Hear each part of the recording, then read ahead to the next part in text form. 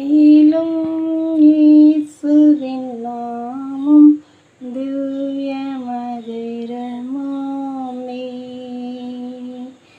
அதை தேடி நாடி ஓடியே வருவாய் தினமும் நீ மனமே.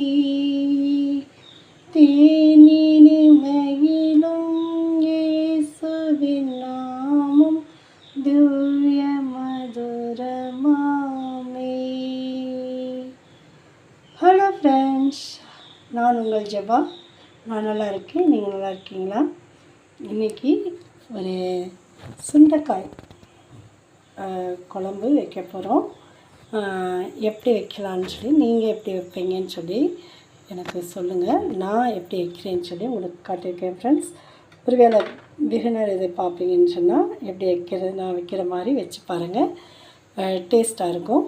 வாங்க ஃப்ரெண்ட்ஸ், நான் என்னென்ன வச்சுருக்கேன்னு பார்ப்போம். முதலாவது இந்த சுண்டைக்காயை கழுவி, அதாவது சுண்டைக்காயை வந்து என்ன பண்ணியிருக்கேன்னு சொன்னால், ஃபஸ்ட்டு வந்துட்டு அந்த காம்பெல்லாம் க்ளீன் பண்ணிவிட்டு அந்த சுண்டைக்காயை அதாவது ஒரு கல் ஒரு மேலாம் கரண்டி மத்து வச்சிங்கன்னா உடஞ்சிரும்.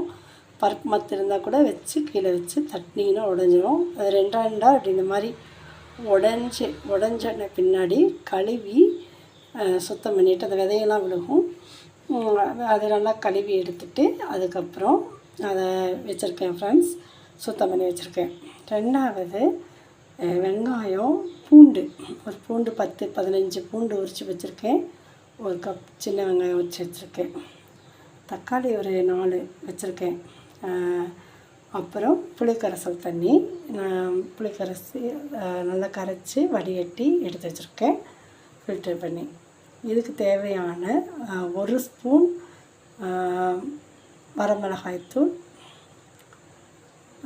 1.5 ஸ்பூன் மல்லித்தூள், கொஞ்சம் குழம்பு மசாலா தூள், கொஞ்சம் பெருங்காயத்தூள், இதை எடுத்து வச்சுருக்கேன்.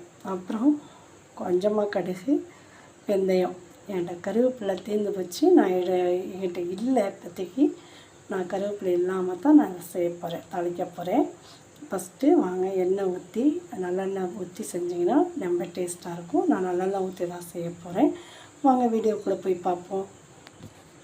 நல்லெண்ணெய் ஊற்றி ஒரு குளிக்கரண்டி அளவுக்கு நல்லெண்ணெய் ஊற்றிருக்கேன் ஃப்ரெண்ட்ஸ். இப்போ வந்து நம்ம என்ன பண்ணுவோம்னா, இந்த கடுகு வெந்தயத்தை போட்டு நம்ம தாளிச்சிடலாம். பொரிஞ்சோன்னையும் நம்ம உரிச்சு வச்சுருக்க பூண்டும் நல்லா பொரியணும். இது கூட கருவேப்பிலை இருந்தால் நம்ம போட்டு பொரிய விடலாம். ஆனால் கருவேப்பிலை என்கிட்ட இல்லை. நாளைக்கு என்னால் கடையெல்லாம் பக்கம் கிடையாது எங்களுக்கு. அது நான் போய் தான் வாங்கிட்டு வரணும். அதனால் போய் வாங்கிட்டு வர முடியல. நான் 3 நாளைக்கு எல்லாத்துலேயுமே நான் கருவேப்பிலை போட்டு தான் வைப்பேன். எனக்கு கருவேப்பிலை இல்லை. வெங்காயத்தையும் இந்த பூண்டையும் போட்டு நம்ம நல்லா வதக்கி வைக்கலாம். சரிங்களா? நான் கையில் பிடிக்கிறதுனால எனக்கு வதக்கிறத காட்ட முடியாது. நான் வதக்கிட்டு காட்டுறேன். இப்போ வந்து இப்போ தக்காளியும் சேர்த்து கொஞ்சம் உப்பு போட்டு நான் வதக்கியிருக்கேன். கொஞ்சமாக சால்ட்டு போட்டு வதக்கினீங்கன்னா நம்ம தக்காளி சீக்கிரமாக வெந்துடும். நல்லா தக்காளி நல்லா வெந்த பின்னாடி நாம் வந்து அந்த சுண்டைக்காயை சேர்த்துக்குவோம். சேர்த்துட்டு வதக்கிட்டு அப்புறம் மசால் தூள் எல்லாம் போட்டு வதக்கி விட்டுட்டு அதுக்கப்புறம் இட்லி காசில் ஊற்றி குழம்பு ரெடி பண்ணுவோம் ஃப்ரெண்ட்ஸ். இந்த சுண்டைக்காய் குழம்பு ரொம்ப டேஸ்ட்டாக இருக்கும். நீங்கள் வத்த குழம்பு விட நல்லா டேஸ்ட்டாக இருக்கும்.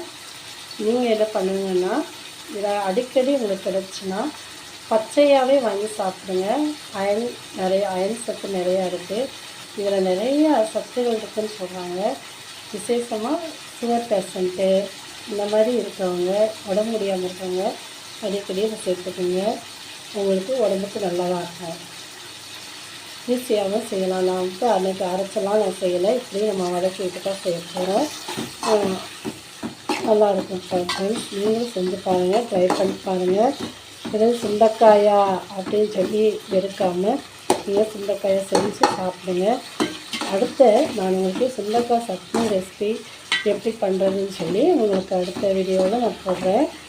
தொடர்ந்து வீடியோ ஃபாலோ பண்ணுங்கள் ஃப்ரெண்ட்ஸ். ஏன்னா நான் உங்களுக்கு தேவையான நல்ல சத்தான ரெசிபியெல்லாம் உங்களுக்கு போடலாம்னு நினச்சிருக்கேன். நீங்கள் எனக்கு சப்போர்ட் பண்ணுங்கள் ஃப்ரெண்ட்ஸ். வாங்க அடுத்து நம்ம சுண்டைக்காயை எப்படி இது பண்ணுவோம் அப்படின்னு பார்ப்போம். தக்காளி எல்லாம் நல்லா வெந்து மசிந்து வச்சு இந்த மாதிரி நீங்கள் லைட்டாக உப்பு அதை தூக்கிட்டு நீங்கள் வதக்கும்போது நம்ம ஆயில் கொஞ்சம் அதிகமாக சேர்த்துட்டா கொஞ்சம் நல்லாயிருக்கும். அது நல்லெண்ணெய் சேர்த்துறதுனால உடம்புக்கு நல்லது தான். நீங்கள் அதெல்லாம் யோசிக்க வேணாம், ஐயோ ஆயில் அதிகமாக சேர்த்துறோமேன்னு. இந்த இதில் வந்து இந்த கழுவி வச்சுருக்க சுண்டைக்காயை நான் சேர்த்துறேன். நான் பச்சையாக சேர்க்கணும் அப்படின்னே நீங்கள் பச்சை காய் நினச்சாலுமே இந்த மாதிரி, அதாவது சிங்கிள் வத்தல் போடாமல் வத்தல் குழம்பு வைக்கிறோம் இல்லையா, அப்படி வைக்காமல் இந்த மாதிரி வதக்கி இதில் வந்து நீங்கள் சாம்பார் வைத்தாலும் நல்லாயிருக்கும். நீங்கள் தனியாக அதை உடச்சி கத்திரிக்காய், முருங்கைக்காய், சுண்டைக்காய் இதெல்லாம் சேர்த்து நீங்கள் வந்து சாம்பார் வச்சு பாருங்கள், அதுவும் நல்லாயிருக்கும். இது கொஞ்சம் நேரம் வேகட்டும். அதுக்கப்புறம் நம்ம வந்து மிளகு பொடியை சேர்த்துக்கலாம். இப்போ நம்ம எடுத்து வச்சுருந்த மிளகாத்தூள், மல்லித்தூள், வெங்காயத்தூள் இதெல்லாமே நம்ம சேர்த்துக்கலாம்.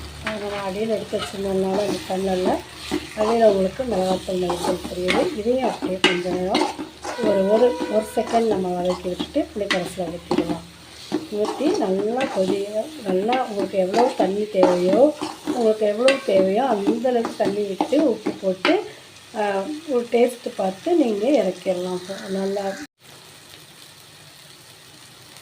இப்போ நீங்கள் புளிக்கரசில் ஊற்றிடுங்க.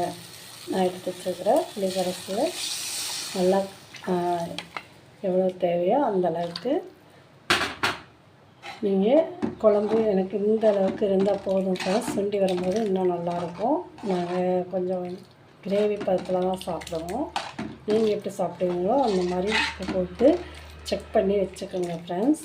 இது நல்லா கொதி வரட்டும், நல்லா கொதிக்கட்டும்.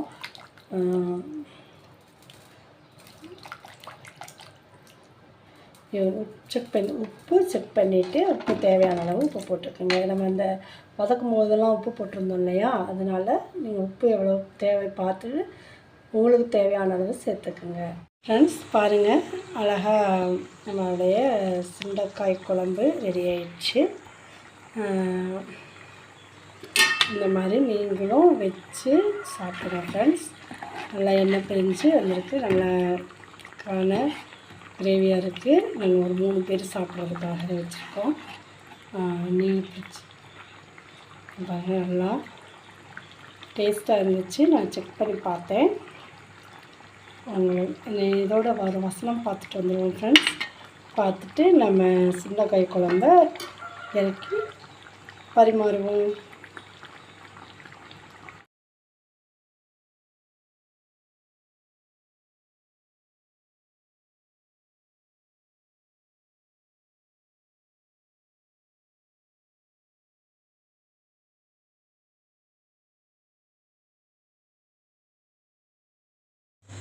ஃப்ரெண்ட்ஸ்,